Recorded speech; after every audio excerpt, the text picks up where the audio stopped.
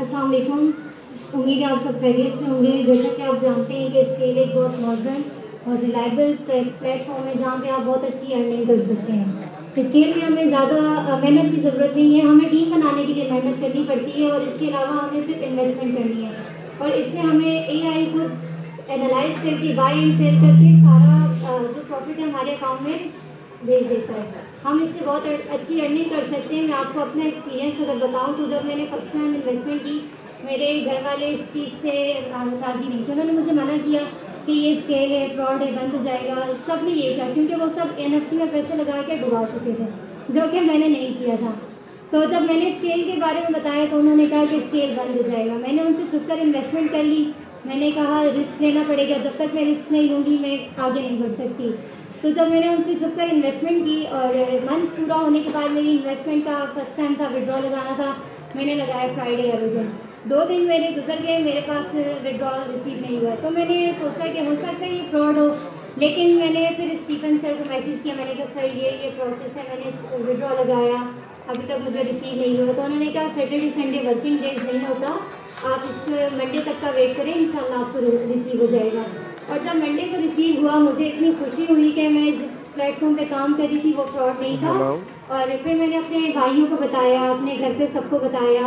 और जब तक विड्रॉ नहीं आया था वो यही कहते थे स्केल बंद हो गया, स्केल बंद हो गया। तो इस सब से भी बहुत सारे लोगों ने नेगेटिव कमेंट्स किए कि स्केल बंद हो जाएगा, इसमें इतना अच्छा काम नहीं है, NFT की तरह पहले इन्वेस्टमेंट करवा लेते हैं और बाद में स्केल बंद हो जाता है। लेकिन जब मेरी विड्रॉ होगी, मेरा विड्रॉ रिसीव हो गया तो उसके बाद मेरे भाइयों ने भी प्लान लगाया। फिर भी उन्हें थोड़ा बहुत डाउट था। मैंने उनसे कहा कि अगर आपको अभी की है तो आप मुझसे पैसे ले लेना। जब मुझे स्केल पे ट्रस्ट हो गया तो मैंने हर किसी को यही कहा कि अगर आपके पैसे डूब जाए तो आप मुझसे ले लेना। मुझे पता था कि स्केल बंद नहीं होगा, मुझे इतना ट्रस्ट हो गया था।